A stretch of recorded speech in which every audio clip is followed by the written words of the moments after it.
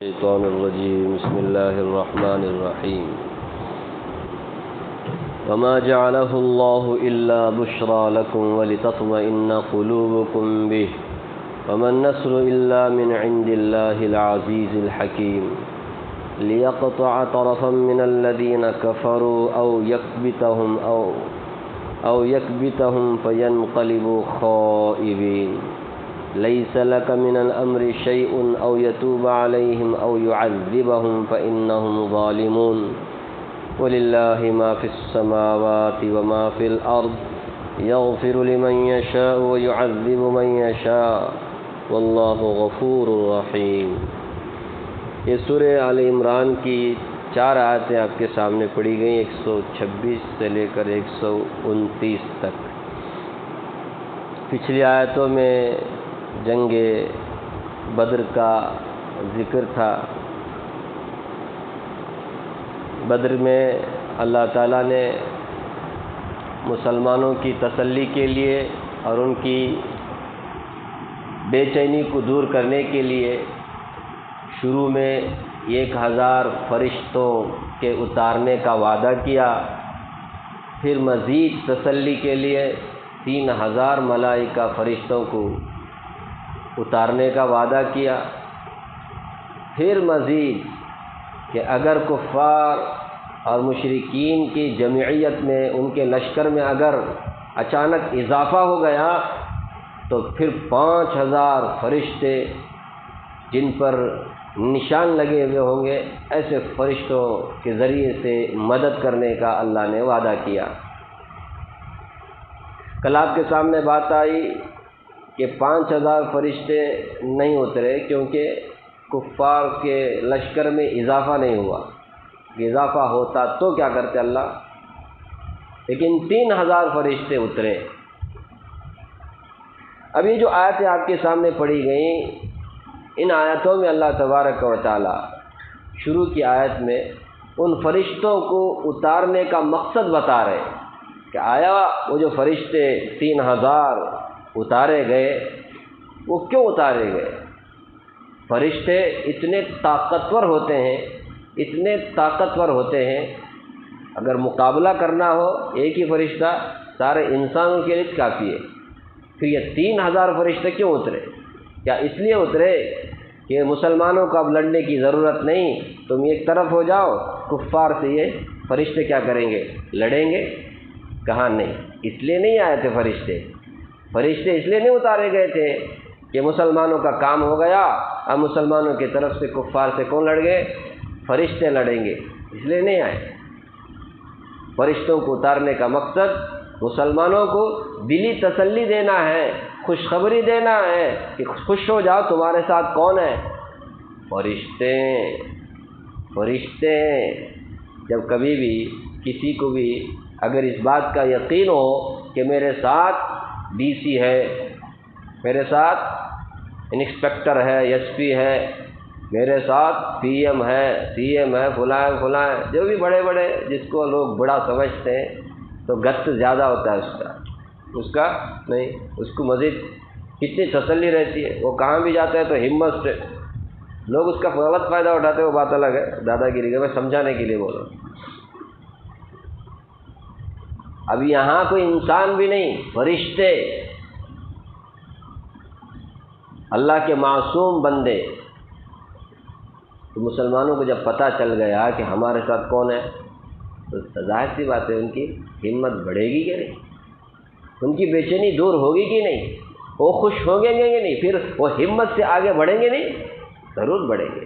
اس لیے اللہ تعالیٰ نے اتارا۔ یہ اور بات ہے کہ بعض روایت سے معلوم ہوتا ہے چھوٹی چھوٹی جھڑپیں بھی ہوئیں، فرشتوں نے کسی کو نقصان بھی پہنچایا، لیکن قرآن یہ کہتا ہے کہ وہ فرشتے باقاعدہ لڑنے کے لیے نہیں اتارے گئے، کہ کفار سے اب یہ فرشتے لڑیں گے۔ فرمایا وما جعلہ اللہ الا بشرا لکم، فرمایا اللہ نے فرشتوں کو جو اتارنے کا وعدہ کیا، یہ فرشتوں کا اتارنا اللہ نے نہیں بنایا مگر تمہارے لیے خوشخبری کے طور پہ۔ بشرا خوشخبری کو بولتے ہیں، خوش ہو جاؤ تم کہ تمہارے ساتھ کون ہے، فرشتے ہیں، ساتھ میں کوئی ہو تو آدمی کو ہمت آتی ہے۔ کیا خیال ہے؟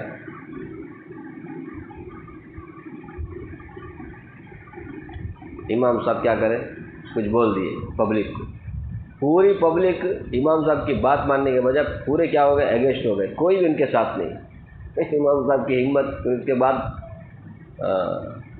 کے بعد جو چوپ رہتا ہے، پبلک کچھ بھی کر لے چپ رہتا ہے، کیونکہ کچھ بولے تو بھی کون بھی سپورٹ میں نہیں، ایک آدمی بھی سپورٹ میں نہیں، تو وہ امام کیا نہیں کر سکتا، سچی بولو، زیادہ پبلک کتنا بھی غلطی کرے، کتنا بھی وہ باطل پر رہے، کیونکہ اس کے ساتھ کوئی ہے ہی نہیں بات بولنے۔ بہت کم امام ہوتے ہیں جو ہمت سے کام لیتے ہیں، چاہے کچھ بھی ہو جائے، ساری پبلک مجھے مار دے، چاہے پبلک میرے کو نکال بھی دے، میرے کو بولنے کا بول دے۔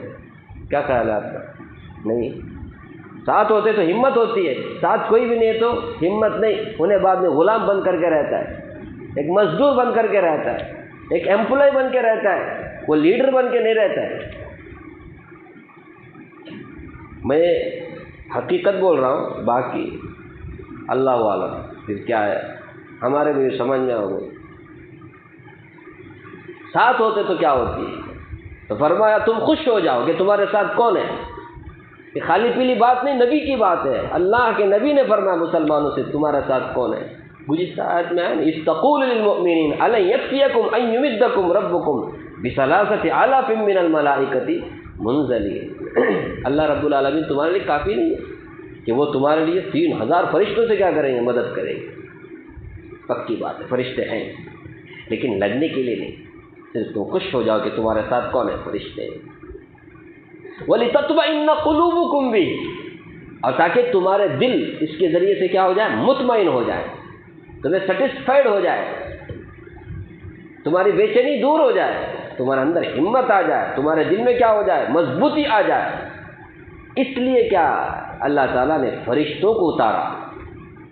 چنانچہ جب مسلمانوں کو معلوم ہوا کہ ہمارے ساتھ فرشتہ ہے، بے جگری سے لڑے، ہاتھ میں کچھ ہے ہی نہیں، کسی کے پاس لاٹھی ہے، کسی کے پاس کیا بولتے لکڑی ہے، کسی کے پاس درخت، تلوار، 8 تلواروں کے بارے میں روایت ہے، بس اتنا ہی، 8 تلوار کے، کسی کے پاس ہتھیار نہیں، وہ پتھر، وہ اور سامنے پورے ہتھیاروں سے لیس۔ اللہ اکبر! یہ مسلمان جو بے جگری سے لڑے، ظاہر سی بات ہے، تو سامنے والا بے جگری سے آتا ہے تو اس کی کیا ہو جاتی ہے، پھٹ جاتی ہے، تو کافروں کی بھی پھٹی۔ وَلِتَطْمَئِنَّ قُلُوبُكُمْ بِهِ، اس لیے آگے فرمایا یہ جو تعداد سے تم گھبرا رہے، کچھ نہیں، وَمَا النَّصْرُ إِلَّا مِنْ عِنْدِ اللَّهِ، مدد اللہ کی طرف سے ہوتی ہے، مدد کس سے نہیں، ٹینکروں سے، میزائلوں سے، ہتھیاروں سے، تلواروں سے، نیزوں سے، یہ تو اسباب ہے، باقی مدد اللہ کی طرف سے۔ وہ جس کو چاہتا ہے کامیابی دیتا ہے، جس کو چاہتا ہے ناکام کرتا ہے۔ ضروری نہیں جن کے پاس ہتھیار ہو وہ کامیاب ہو، جن کے پاس ہتھیار نہیں وہ ناکام ہو، نہیں، مدد اللہ کی طرف سے۔ تو اس سے ایک بات مسلمانوں کو سمجھائی جا رہی ہے کہ کبھی بھی نظر کس کے اوپر ہونی چاہیے، اللہ کی ذات پر ہونی چاہیے، اسباب پر، میجرٹی پر، تعداد پر نہیں، اللہ کی ذات پر۔ تم کتنی بھی کوشش کر لو، اللہ کی مدد کے بغیر تمہاری کوشش کبھی کامیاب نہیں ہو سکتی۔ کوشش کو کامیاب ہونا ہے تو اللہ کی مدد ضروری ہے، وہی ہے نا۔ کتنے لوگ بیچارے کوشش کرتے ہیں لیکن سکسیس نہیں ہوتے۔ کوشش کرنا ہمارا کام ہے، نہیں کرنا بول کے نہیں، چپ چاپ بیٹھے تو بھی نہیں ہوتا، کرنا۔ لیکن کیا مسلمانوں نے کوشش نہیں کی؟ بدر میں جتنا ان سے ہو سکا انہوں نے کیا کیا، لیکن صبر اور تقوی میں کمی نہیں آئی، اس وجہ سے اللہ نے ان کی خوب مدد کی اور اللہ نے کامیاب کر کے دکھایا۔ فرمایا وَمَا النَّصْرُ إِلَّا مِنْ عِنْدِ اللَّهِ، مدد اور نصرت، کامیابی اللہ ہی کی طرف سے ہے، اللہ کے جانب سے ہے۔ العزیز الحکیم، جو زبردست ہے، حکمت والا ہے۔ اللہ کی مدد جس کے ساتھ ہوتی ہے اسے پھر گھبرانے کی ضرورت نہیں، کیونکہ اللہ زبردست ہے۔ اس کے بارے میں یہ گمان کرنا ہو سکتا ہے کیا، ایسا ہو سکتا، اللہ کے لیے کوئی چیز امپاسبل نہیں ہے۔ جو اللہ اتنی بڑی قدرت کا مالک ہے، کائنات کو جس نے بنایا، انسان کو ایک ڈراپ سے بنایا، اس کے لیے اس چھوٹے چھوٹے انسانوں کو ہرانا کیا مشکل ہے؟ ان کی کیا اوقات ہے اللہ کی قدرت کے سامنے، سمجھ رہے؟ انسان آپس میں کمپیئر کر لو، انہیں بڑا انہیں چھوٹا، لیکن اللہ کی قدرت، اللہ کے سامنے کس کی کیا حیثیت ہے، کیا اوقات ہے، کیا خیالات؟ العزیز الحکیم، اللہ بڑے زبردست ہیں، حکمت والے ہیں، تو اللہ کی طرف سے کیا ہے؟ مدد ہے۔ اب اللہ مدد کیوں کرتے ہیں مسلمانوں کی؟ فرمایا لیقطع طرفا من الذین کفروا، بدر میں اللہ نے مدد کی مسلمانوں کی، اس کا مقصد کیا؟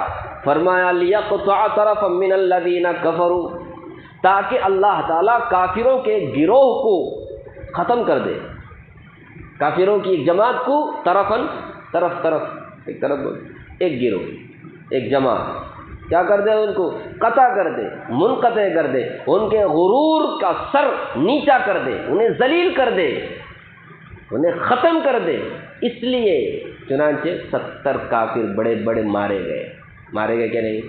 یہ تاریخ ہے، اسے کوئی جھٹلا بھی نہیں سکتا۔ ابو جہل بولو، امیہ بولو، یہ بڑے بڑے گرو گھنٹال تھے کافروں کی، جو بہت تکلیف دیتے تھے مسلمانوں کو۔ رسول اللہ صلی اللہ علیہ وسلم بدر میں آئے بڑے جوش سے کہ آج ہم مسلمانوں کو ختم کر کے رہیں گے، خود ختم ہو گئے، 70 بڑے بڑے سردار کیا ہو گئے؟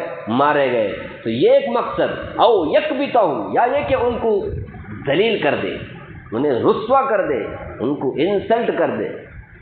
چنانچہ 70 بڑے بڑے سردار گرفتار بھی ہوئے، قیدی بنا لیے گئے، 70 مارے گئے، 70 گرفتار ہو گئے، قیدی بنائے گئے۔ اب چھڑانے کے لیے کسی کو فدیہ اللہ کے رسول نے لازم کیا، کسی کو کیا کہا؟ اگر غریب ہے، پڑھنا لکھنا آتا ہے، پڑھاؤ لکھاؤ، 10 صحابی کو پڑھاؤ لکھاؤ، چلتے وقت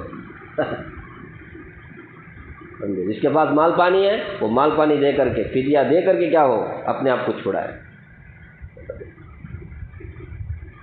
تو اس طرح سے قیدی بنا لیے گئے اور 70 مارے گئے۔ یہ مقصد ہے بدر میں اللہ نے جو مسلمانوں کی مدد کی، اس کا یہ مقصد ہے۔ فَيَنْقَلِبُوا خَائِبِينَ، فرمایا لیقطع طرفا من الذین کفروا، تاکہ اللہ تعالیٰ کافروں کے گروہ کو ختم کر دے، او یکبتہم، یا یہ کہ ان کو ذلیل الخوار کر دے۔ فَيَنْقَلِبُوا خَائِبِينَ، پھر وہ ناکام، خائب، خسران ہو کر کے کیا کریں؟ لوٹے۔ خائب کہتے ہیں نقصان اٹھانے والا، ناکام، فیل ہو کر کے کیا ہو جائے؟ لوٹے۔ مکے میں انتظار میں سب کافر لوگ، اب ایک خوشخبری ملتی ہے ہم لوگوں کو کہ مدینے میں مسلمانوں کا قصہ ختم ہو گیا، اب ہمارے لوگ آئیں گے ہمارے کو خوشخبری دینے کے لیے۔ پورے منہ لٹکائے ہوئے آئے، 70 ہمارے مارے گئے، 70 ہمارے گرفتار ہو گئے، اور کچھ لوگ زخمی ہیں، کچھ لوگ اس طرح سے فَيَنْقَلِبُوا خَائِبِينَ، پھر وہ کیا ہو جائے؟ ناکام ہو کر کے لوٹے۔ اس لیے اللہ نے مسلمانوں کی مدد کی، سمجھ رہے؟ یہ کس جنگ کا قصہ ہے؟ جنگ بدر کا، جنگ بدر کا۔ آگے روئے سخن جنگ احد کی طرف ہے۔ جنگ بدر میں مسلمانوں نے ذرہ برابر بھی کیا نہیں کی، صبر اور تقوی میں کمی نہیں کی، تو اللہ کی مدد پورے طور پہ مسلمانوں کے ساتھ رہی، اور اللہ نے ایسی کامیابی سے نوازا جسے اللہ تعالیٰ نے قرآن کریم میں بھی یوم الفرقان کہا۔ حق اور باطل میں فرق کرنے والا معرکہ، حق اور باطل میں فرق کرنے والی یہ جنگ تھی بدر۔ دوسرے ہی سال، یہ تو 2 سن ہجری میں، تیسرے سال جنگ احد ہوا۔ جنگ احد میں مسلمانوں سے کوتاہی ہو گئی۔ کیا ہے؟ رسول اللہ صلی اللہ علیہ وسلم کے فرمان کی خلاف ورزی کی۔ رسول اللہ صلی اللہ علیہ وسلم نے فرمایا جب تک میں نہ کہوں وہاں سے کیا نہ کرو، اترو مت۔ اب ان سے کیا غلطی ہوئی جو اترے؟ غلط فہمی ہو گئے، اجتہادی غلطی ہو گئی۔ انہوں نے سوچا جنگ ختم ہو گئی، پھر ٹھہرنے کا کیا مطلب ہے؟ ہمارے نبی صلی اللہ علیہ وسلم کے کہنے کا مقصد تو یہ تھا کہ جنگ کے ختم ہونے تک ٹھہرنا، اس طرح اپنی طرف سے انہوں نے کیا کیا؟ حالانکہ نبی صلی اللہ علیہ وسلم صاف فرمایا تھا میں جب تک نہ کہوں۔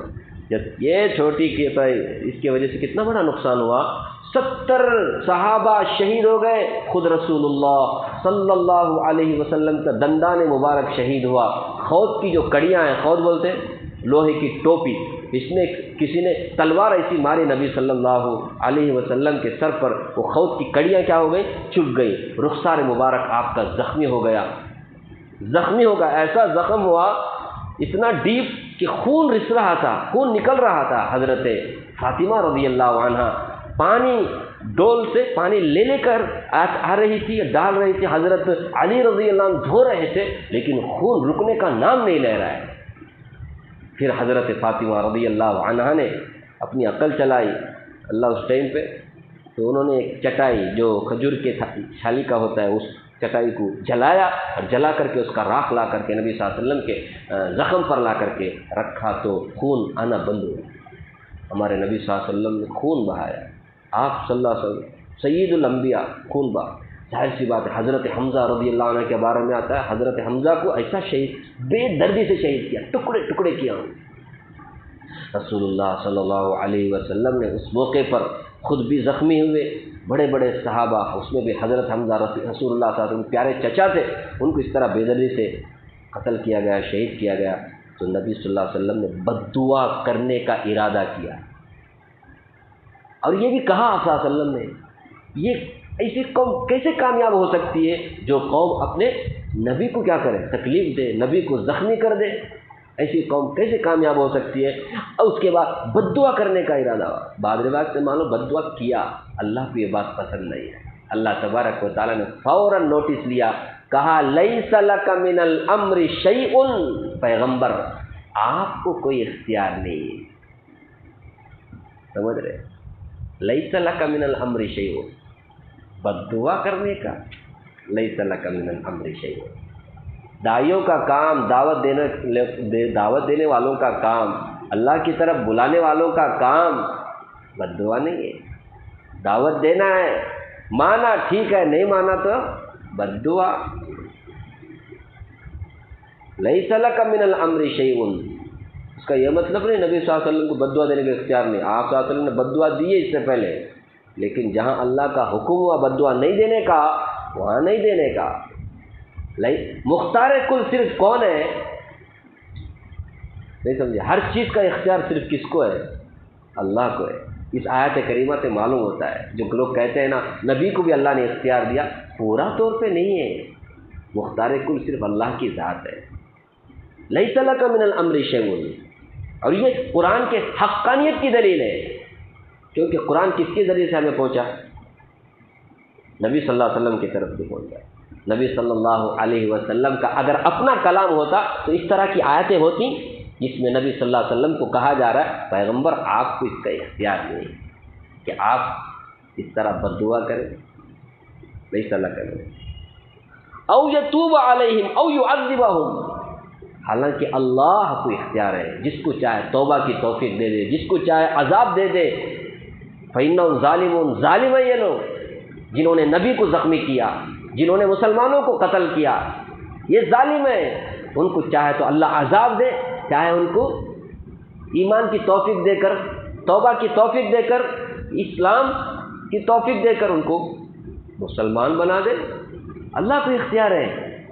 پیغمبر یا پیغمبروں کو ماننے والے جتنے سارے داعی ہیں ان کو صرف دعوت دینے کا ہے ذمہ داری، زبردستی کسی کو مسلمان بنانے کا بھی نہیں ہے، اور پھر بد دعا دینے کا، ہدایت گمراہی یہ اللہ کے ہاتھ میں ہے، یہ اللہ تعالیٰ نے فرمایا۔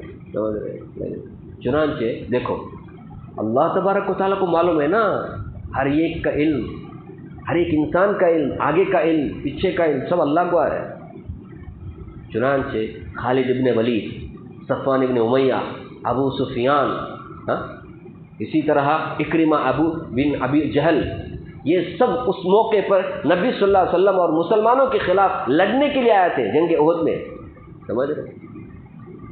یہ جو پیچھے سے جو حملہ کیے نا ایک بار، تو کس نے؟ خالد ابن ولید۔ یہ سب اس وقت دشمن سے، کافر سے، اللہ نے انہیں ایمان کی دولت سے نوازا، بعد میں کیا ہو گیا؟ وہ مسلمانوں کے ساتھ ہو گئے، اور خالد ابن ولید سے کتنا فائدہ ہوا مسلمانوں کو، اسلام کو نہیں۔ اس لیے جلد بازی نہیں کرنے کا۔ آج بھی اگر ہمارے اوپر کوئی ظلم کر رہا ہے، پھٹ سے کیا نہیں کرنے کا، بد دعا نہیں دینے کا، زیادہ سے زیادہ یہ بول سکتے ہیں اللہ ان کے حق میں ہدایت ہو تو ہدایت دیجیے، اب ہے نہیں کس کو معلوم ہے، ہدایت نہیں ہے تو اللہ انہیں نیست و نابود کر دے، تباہ برباد کر دے۔ کیا خیال ہے؟ کس کو معلوم اللہ کب کس کو کیسے ہدایت دے دے؟ تو لیس لک من الامر شیء، پیغمبر آپ کو اختیار نہیں ہے بد دعا دینے کا، آپ اس کے مالک نہیں ہیں۔ او یتوب علیہم او یعذبہم، اللہ تعالیٰ کو اختیار ہے کہ جس کو چاہے توبہ کی توفیق دے، جس کو چاہے عذاب دے۔ عذاب دینے کی وجہ بھی ہے فإنہم ظالمون، کیونکہ ظالم ہے، ظالموں کو عذاب نہیں دے تو پھر کیا کریں گے؟ لیکن کبھی ظالموں کو اللہ کیا بھی کر دیتے، توبہ کی توفیق دیتے۔ چنانچہ جنگ احد میں بہت سارے جو مشرک مسلمانوں کے خلاف اللہ نے ان کو بعد میں ہدایت سے نوازا۔ فرمایا وَلِلَّهِ مَا فِي السَّمَاوَاتِ وَمَا فِي الْأَرْضِ، زمین آسمان میں جو کچھ بھی ہے سب کی ملکیت اللہ کی ہے، سب کا مالک کون ہے؟ اللہ ہے۔ سمجھے؟ یہ قرآن میں جگہ جگہ بیان کیا گیا ہے، لیکن ہم لوگ اس کو بہت ہلکے سے لیتے ہیں۔ بہت بڑی بات ہے یہ، وَلِلَّهِ مَا فِي السَّمَاوَاتِ وَمَا فِي الْأَرْضِ، آسمان میں جو کچھ ہے، زمین میں جو کچھ ہے، درمیان میں جو کچھ، سب کا مالک کون ہے؟ اللہ ہے۔ جب وہ مالک ہے اس کو اختیار ہے، جس کو چاہے ہدایت دے، جس کو چاہے گمراہ کرے، جس کو چاہے عذاب دے، جس کو چاہے بخش دے، کوئی کسی کو پوچھنے والا نہیں ہے۔ آپ کائی کو ان کو ہدایت دیے، کائی کو ان کو معاف کرے، کائی کو ان کو جنت میں ڈالے، مالک ہے وہ، اس سے کوئی پوچھ نہیں سکتا۔ مالک کو اختیار ہے اپنی مملوک کی، اپنی جو بھی ملکیت کی چیز ہے اس میں جو کچھ چاہے کرے۔ کیا خیال ہے آپ کا؟ جو آپ کی پراپرٹی ہے، جو آپ کی چیز ہے، اس کے بارے میں مجھے بولنے کا کچھ اختیار ہے کیا؟ سچ بولو۔ بولے صاحب کیا تم نے ایک مسجد میں ہمیں ذرا تقریر کرنے کا کیا اختیار دیے، ہمارے بیچ میں کہیں کو ہے انٹرفیئر کیا بولنے کا؟ آپ کو اختیار نہیں ہے، آپ اپنا مسجد میں سنبھالو، یہاں ہمارا یہ پرائیویٹ میٹر ہے، پرسنل معاملہ ہے، یہاں آپ دخل اندازی نہیں۔ ایک انسان چھوٹا سا جس کی کوئی اوقات نہیں ہے، ایک بخار آ گیا تو کونے میں پڑ جاتا ہے۔ کیا خیال ہے؟ کمزور ہے نا جی ہم لوگ۔ تو پھر اللہ رب العالمین کو پوچھنے والے ہم کون ہیں؟ وَلِلَّهِ مَا فِي السَّمَاوَاتِ وَمَا فِي الْأَرْضِ، زمین آسمان میں جو کچھ ہے سب اللہ کی ملکیت ہے، مالک اللہ ہے سب چیز کا۔ یغفر لمن یشاء، جس کو چاہے بخش دے، ویعذب من یشاء، جس کو چاہے عذاب دے، واللہ غفور الرحیم، اللہ بڑے بخشنے والے مہربان ہیں، وہ ظالموں کو بخش سکتا ہے، اس کے لیے مشکل نہیں۔ چنانچہ لمبی فہرست ہے کس نے ظالموں کو اللہ نے ہدایت دی، ابھی بھی ہے، ابھی اس زمانے میں بھی ہے، کیسے کیسے لوگ بابری مسجد کو شہید کرنے والے ہدایت پہ ہے کہ نہیں؟ وہ لوگ سچی بولو نہیں ہے۔ ایک مسجد کے بدلے میں 100 مسجدیں بنانے والے اللہ نے بنائے، ہے کہ نہیں ایسے لوگ؟ آج بھی دیکھو کیسے کیسے دہریوں کو اللہ تعالیٰ ایمان کی توفیق دے رہے۔ اللہ کے لیے کیا ہے؟ اللہ بہت قدرت والے ہیں، اللہ مالک ہے، جس کو چاہے بخش دے، جس کو چاہے عذاب دے۔ اس لیے جلد بازی نہیں کرنے کا، اس میں صرف نبی صلی اللہ علیہ وسلم سے نہیں، نبی صلی اللہ علیہ وسلم کے طور طریقے پہ آپ کی دعوت پہ چلنے والے تمام مسلمانوں کو کہا جا رہا ہے جلد بازی میں کبھی کسی کو کیا نہ کرو، بد دعا نہ کرو، دعوت دو، کسی کو صحیح راستے کی رہنمائی کرو، جلد بازی میں مانتا نہیں انہیں ایسا کر رہا ویسا کر رہا، بد دعا دینے میں جلدی مت کرو، ٹھیک ہے؟ اللہ تعالیٰ مجھے بھی آپ کو بھی اللہ کی کتاب پڑھنے، سمجھنے اور اس کے تقاضے پہ عمل کرنے کی توفیق عطا